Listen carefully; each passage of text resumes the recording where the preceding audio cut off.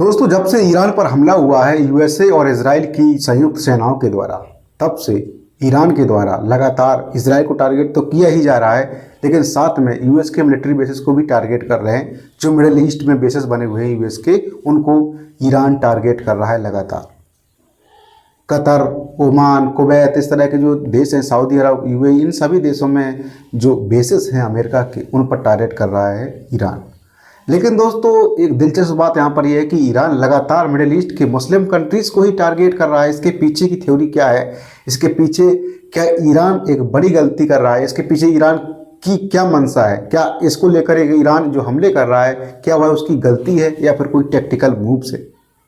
इस पर दोस्तों बात करेंगे इस वीडियो में, और साथ में इस पर भी बात करेंगे कि अगर ईरान ने स्टेट ऑफ हॉर्मुज, जो फारस की खाड़ी में जल संधि है जहां से व्यापार होता है तेल का बड़ी मात्रा में, अगर उसको रोक दिया, यानी कि ब्लॉक कर दिया उसको, स्टेट ऑफ हॉर्मुज को, तब पूरी दुनिया में इसके क्या ग्लोबल इम्पैक्ट्स पड़ेंगे और उसके भारत पर क्या असर होंगे, इस पर भी बात करने वाले हैं। क्योंकि वहाँ से तेल का व्यापार होता है, तेल का ट्रेड होता है। अगर तेल का ट्रेड रुक जाएगा या कम हो जाएगा तो उसके क्या वहाँ पर ग्लोबल इम्पैक्ट पड़ेंगे, इसको देखेंगे। और दोस्तों, आपको ये भी बता दूं कि ईरान के द्वारा इन देशों पर, मिडिल ईस्ट के देशों पर हमला करना और ग्लोबल जो यहाँ पर तेल के प्राइस हाइक हो रहे हैं, इसके पीछे एक लिंक है। उसी लिंक को डिकोड करेंगे इस वीडियो में। पूरे वीडियो को ध्यान से समझिए दोस्तों। आइए समझते हैं। दोस्तों, सबसे पहले जान लेते हैं कि इस समय करंट सिचुएशन क्या है। इस पूरे जो कॉन्फ्लिक्ट चल रहा है, जो वॉर चल रही है मिडिल ईस्ट में, ईरान के द्वारा लगातार इन देशों पर हमले किए जा रहे हैं। जो देश मिडिल ईस्ट में स्थित हैं, जो ऑलमोस्ट सभी देश मुस्लिम कंट्रीज़ हैं। यूएई हो गया, सऊदी अरब हो गया, कतर, ओमान, ये सभी मुस्लिम देश हैं।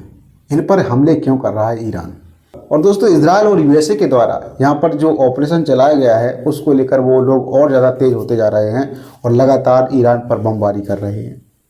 एक तरह से देखा जाए तो पूरे मिडिल ईस्ट में लड़ाई लग चुकी है। पूरा मिडिल ईस्ट धू धू कर जल रहा है और पूरी दुनिया इस समय पैनिक में है।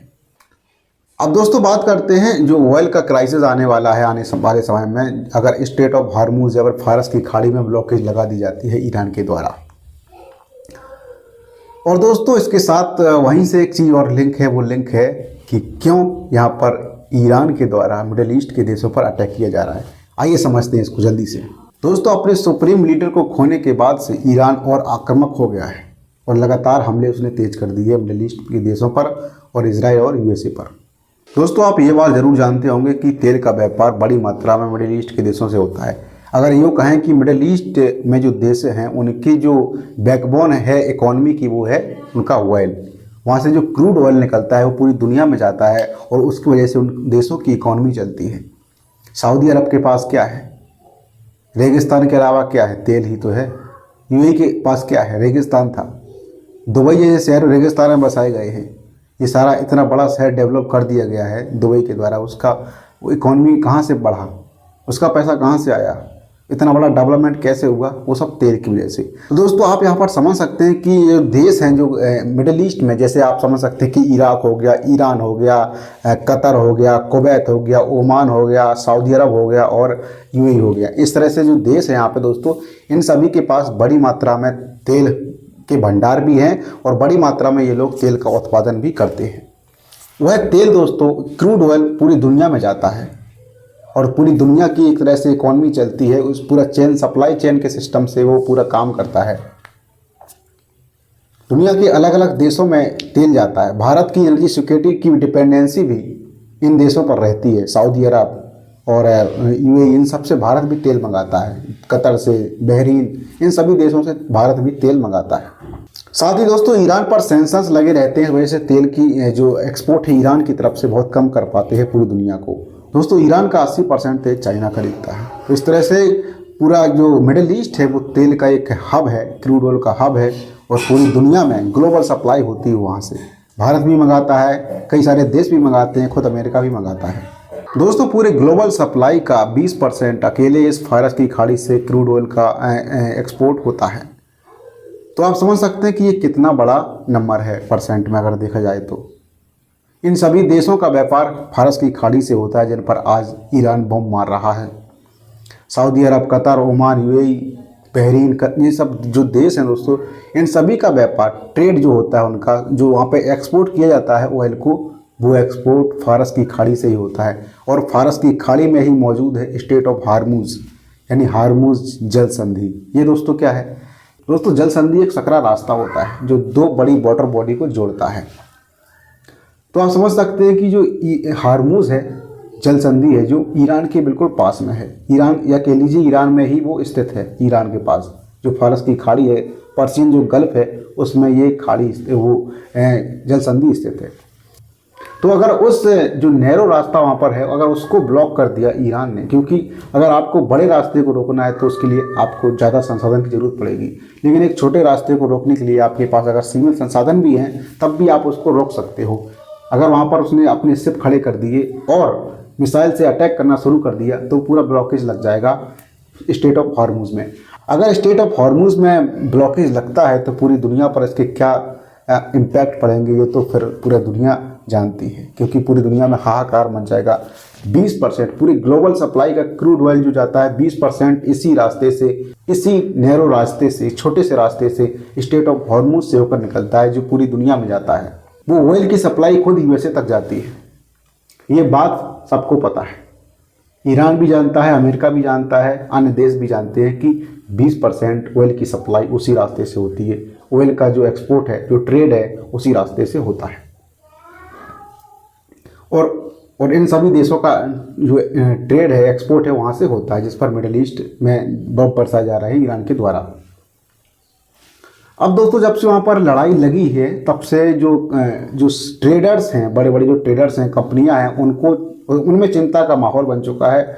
और जो शिप हैं उनके कई शिपों के तो रूट डाइवर्ट कर दिए गए हैं, कई को वहाँ पर खड़ा कर दिया गया है कि आप अभी आगे मत बढ़िए। दोस्तों जो बड़ी बड़ी कंपनियां हैं उन्होंने साफ साफ वार्निंग दे दी है कि उस रास्ते से आप मत आइए या फिर रुकिए जहाँ पर हैं। अपनी जो शिप के जो टैंकर्स जाते हैं तेल लेकर, ऑयल के जो टैंकर्स होते हैं उनको वार्न कर दिया गया है। कंपनी जो इंश्योरेंस देती हैं, यानी जो इंश्योरेंस कंपनियां होती हैं कि जो पूरे प्रोडक्शन से लेकर डिलीवरी तक जो पूरा सिस्टम उसको देखती हैं, जो कंपनियां उस पर सुरक्षा के कवरेज देती हैं, वो कंपनियां भी इस समय पीछे हट रही हैं। एक बड़ी कंपनी भी इस समय डिनाई कर चुकी है सुरक्षा देने से, बीमा देने से, इंश्योरेंस देने से, क्योंकि उनको पता है कि अगर किसी भी एक टैंकर पर भी अगर अटैक कर दिया गया, किसी भी देश की मिसाइल अगर एक टैंकर पर नुकसान करती है तो करोड़ों लाखों अरबों रुपए का नुकसान होता है उसमें। तो इस तरह से कोई भी कंपनियां लॉस में नहीं जाना चाहती, और कंपनियां वहाँ पर लगातार अपनी वार्निंग दे रही हैं कि उस रास्ते को छोड़ दीजिए। रास्ता छोड़ के क्या करेंगे, रास्ता है ही नहीं कहीं आगे, व्यापारी वहीं से होना है। यही तो प्रॉब्लम है, सारा व्यापार वहीं से होना है और उसी पर कब्जा किए बैठा है, उसी के पास है ईरान। लेकिन अब यहाँ पर समझने वाली बात ये है दोस्तों, ये तो समझ लिया कि व्यापार कितना होता है, स्टेट ऑफ हार्मुज कितना इंपॉर्टेंट है ये पूरी दुनिया के लिए, ये तो हमने समझ लिया। अब समझते हैं कि क्या वास्तव में ईरान के पास इतनी शक्ति है कि वो इसको ब्लॉकेज कर सकता है, कितने दिनों तक कर सकता है। तो आपको बता दूं कि ईरान ब्लॉकेज कर सकता है, लेकिन लंबे समय तक ब्लॉकेज नहीं करके रख पाएगा, क्योंकि अगर वो स्टेट ऑफ हार्मुज में, पर्शियन गल्फ में तेल की सप्लाई को रोकता है तो आप समझ सकते हैं कि वहाँ पर क्या होगा। वहाँ पर ये होगा कि यूएसए अपने जो नेवल शिप्स हैं उनसे जाएगा और उस ब्लॉकेज को हटवा देगा। उनके जो जहाज़ों को ऑलरेडी नष्ट कर रहा है नेवल शिप्स को ईरान के, और आगे भी कर देगा। तो ब्लॉकेज लगना बहुत लंबे समय तक बिल्कुल संभव नहीं है। ईरान बैकवर्ड पर आ जाएगा, उसकी पूरी नेवी तबाह हो जाएगी अगर उसने ब्लॉकेज लगाया। फिर दोस्तों ईरान के पास क्या टैक्टिक्स हैं, और जो ईरान इन देशों पर बम मार रहा है इसके पीछे क्या कारण है। अभी कुछ ही लाइनों पहले मैंने एक बात कही थी आपसे कि जो बड़ी बड़ी कंपनियां हैं, ऑयल के जो सिस्टम में जो कंपनियां आती हैं, जो सप्लाई में जो कंपनियां अपना हेल्प करती हैं या सप्लाई के लिए जो कंपनियां हैं, वो कंपनियां दोस्तों वार्निंग इशू कर चुकी हैं सभी टैंकर्स वगैरह को। इस तरह से वहाँ पर एक माहौल पैनिक क्रिएट हो चुका है कि वहाँ पर युद्ध चल रहा है, आप वहाँ पर मत जाइए। अगर जा रहे हैं तो रूट को डाइवर्ट कर दीजिए या फिर वहीं पर रुकिए। अभी तो सप्लाई तो बंद हो गई अगर रोका गया है तो। इस तरह की वार्निंग दी जा रही है कंपनियों के द्वारा। इंश्योरेंस कवर हटाए जा रहे हैं कंपनियों के द्वारा।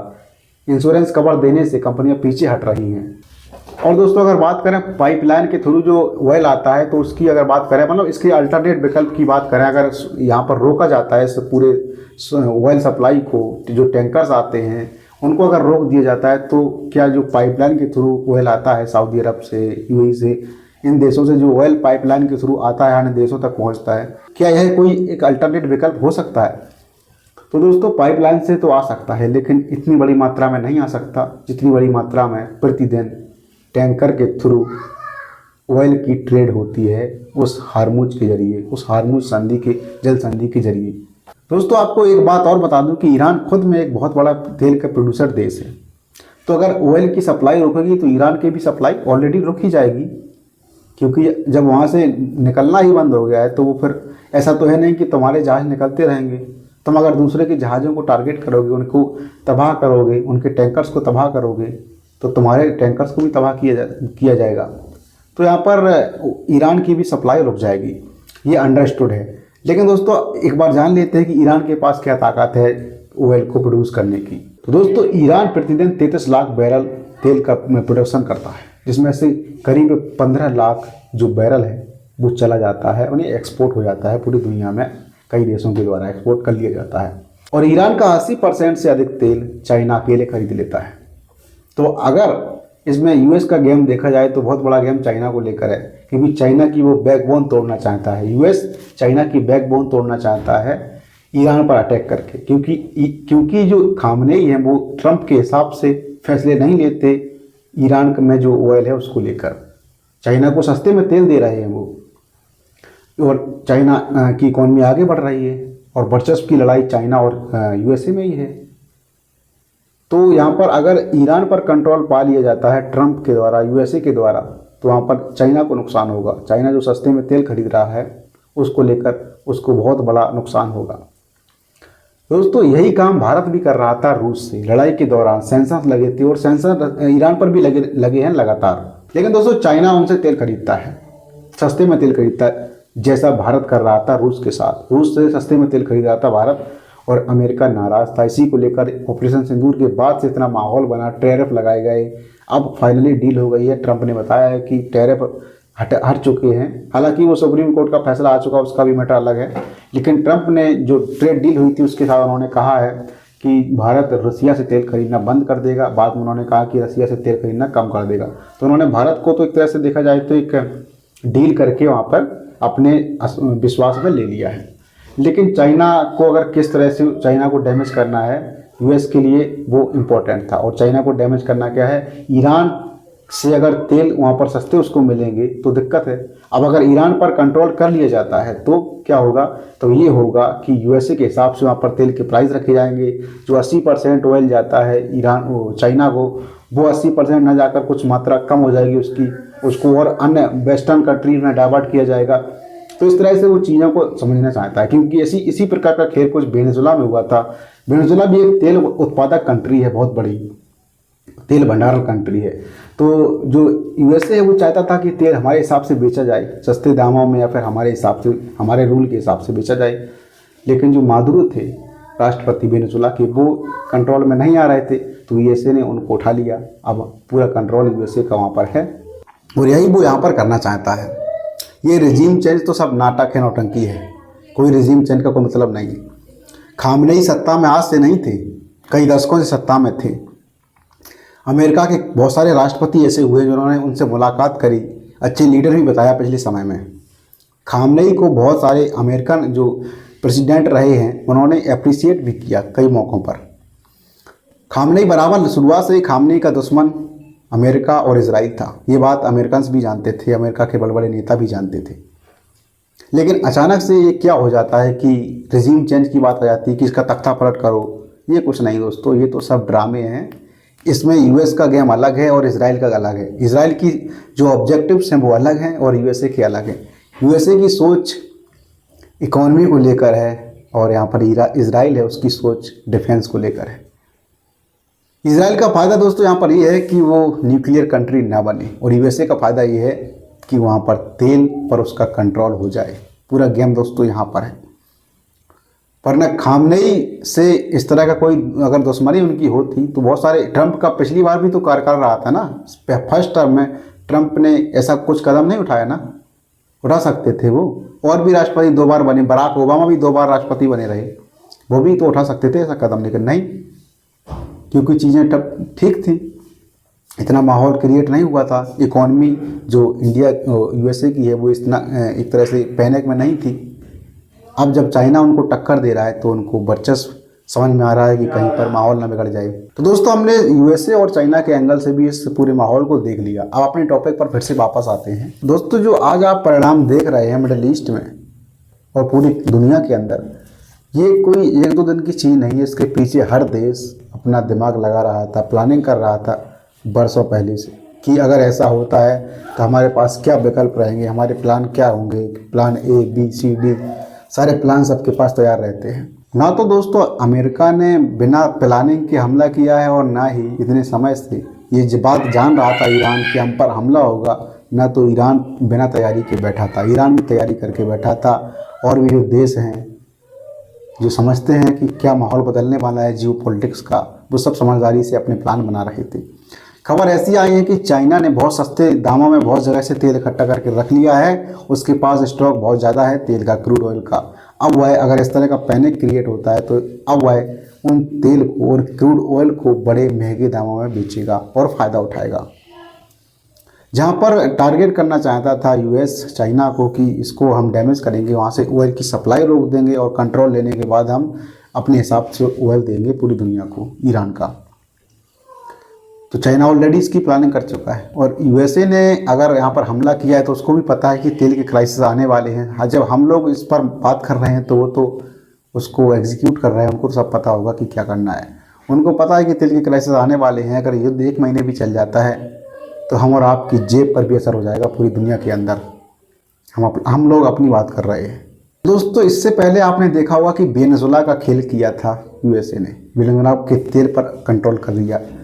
क्या दोस्तों ये प्लानिंग का ही हिस्सा था कि इसके बाद हम ईरान पर अटैक करेंगे, ईरान पर अटैक करने के बाद अगर तेल को लेकर संकट बढ़ता है, क्योंकि ईरान एक बड़ी कंट्री है तेल प्रोड्यूसिंग में, ओपेक जो देश है उनमें चौथे नंबर पर आती है ईरान जो कंट्री है तेल के उत्पादन में। तो दोस्तों यूएसए ने प्लानिंग के तहत पहले से वेनेजुएला को हथियाया, अब अधिकार किया।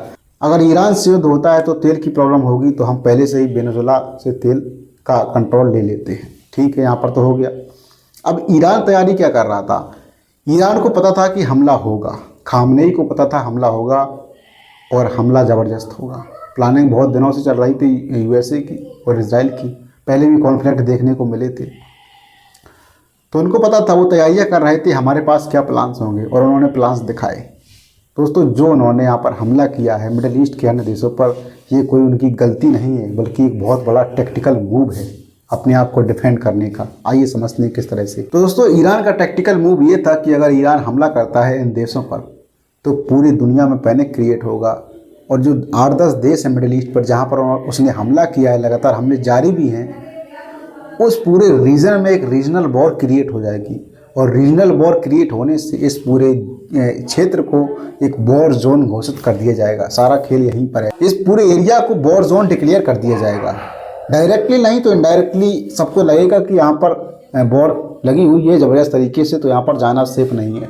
और यहाँ पर जो ऑयल की कंपनियाँ हैं, बीमा कवर देने वाली कंपनियाँ, उन सभी ने वार्निंग दी है, पीछे हट गई हैं बहुत सारी कंपनियाँ कि इस युद्ध जैसे माहौल में हम वहाँ से सप्लाई नहीं कर सकते। तो सप्लाई रुक रही है धीरे धीरे। अब सप्लाई रुकने की वजह से पूरे ग्लोबल इम्पैक्ट पड़ेंगे, खुद यूएसए तक इसका इम्पैक्ट पड़ेगा। लेकिन यूएसए के पास और अन्य विकल्प भी हैं, लेकिन यूएसए पर भी इसका इम्पैक्ट पड़ेगा अगर वहाँ पर रुक जाता है तेल का व्यापार। क्योंकि एक इमेज बन गई ना कि वहाँ पर वॉर चल रही है, जबकि वॉर सिर्फ डायरेक्ट ईरान और यूएसए के बीच है। लेकिन ईरान है जो यूएसए इजराइल के बीच है, लेकिन ईरान वहाँ पर लगातार मिडिल ईस्ट के देशों पर हमले कर रहा है। वो जानबूझकर कर रहा है, वो कोई गलती नहीं कर रहा है, उसका ये टैक्टिकल मूव है। वो चाहता है कि इन पर प्रेशर बने, पूरी दुनिया में पैनिक क्रिएट हो, पूरी दुनिया में प्रेशर बने, और प्रेशर बनने के बाद ये लोग वॉर को रोकें।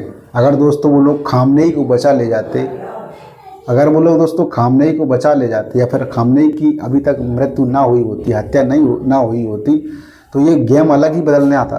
तो दोस्तों ये गेम पूरा अलग ही बदल जाता, यूएस को बैकफुट पर आना पड़ता।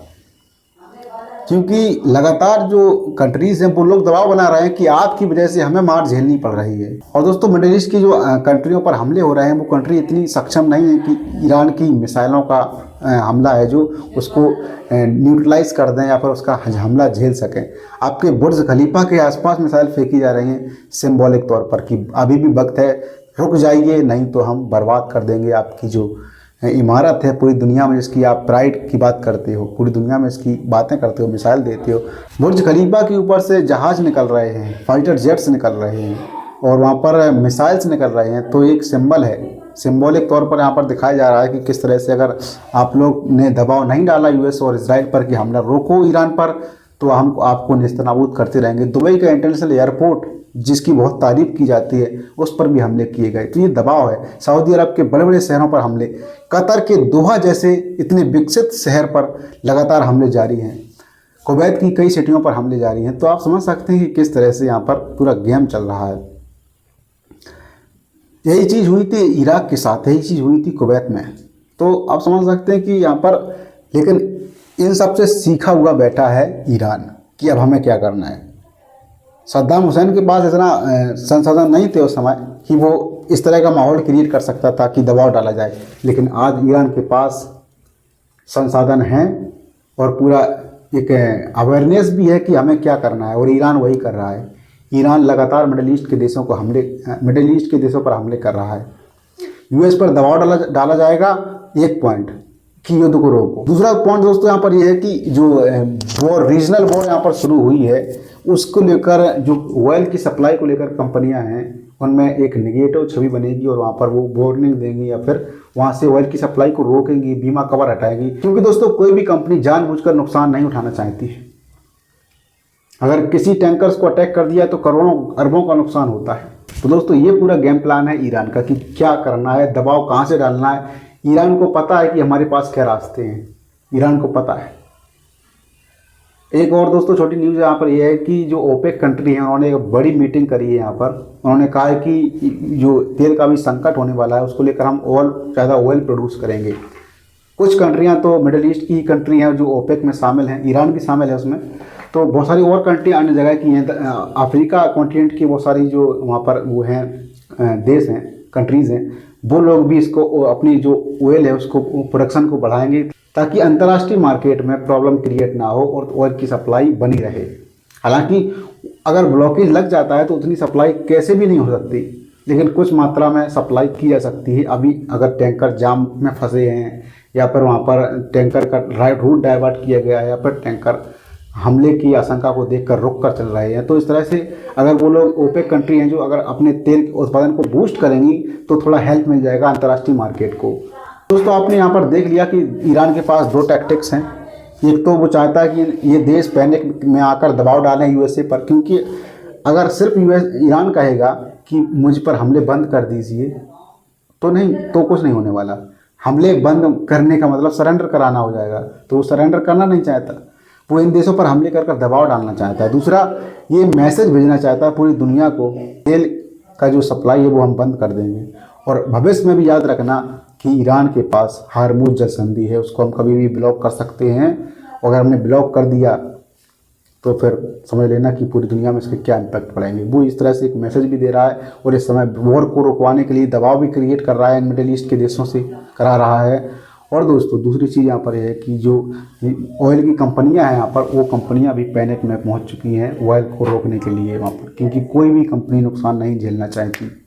अब दोस्तों इसके भारत पर होने वाले इम्पैक्ट को देख लेते हैं। निश्चित तौर पर भारत पर भी इम्पैक्ट पड़ेगा, क्योंकि भारत अपनी पेट्रोलियम वगैरह जो है एनर्जी सिक्योरिटी को लेकर 80% बाहर से मंगाता है। 80 से 85% के आसपास बाहर से एक्सपोर्ट करता है। इसमें ये देश जो मिडिल ईस्ट के हैं बहुत इंपॉर्टेंट देश हैं। तो दोस्तों निश्चित तौर पर भारत पर इसके बहुत ज़्यादा इम्पैक्ट पड़ेंगे। अगर मान लीजिए अगर $10 बैरल का, अगर $10 भी बढ़ जाता है एक बैरल, तो समझ लीजिए दोस्तों कि यहाँ पर क्या होने वाला है भारत में। भारत को बहुत ज़्यादा एक्स्ट्रा मनी देनी पड़ेगी, पे करनी पड़ेगी। और दोस्तों अगर तेल के प्राइस बढ़ेंगे तो भारत का रुपया भी गिरेगा, तो इस तरह से आपकी जेब पर भी इसका असर पड़ सकता है। तो हमने पूरा माहौल देख लिया किस तरह से चीज़ें यहाँ पर हो रही हैं। हमने कई एंगल से इस पर बात करी है। फिलहाल इस वीडियो में इतना ही। नमस्कार।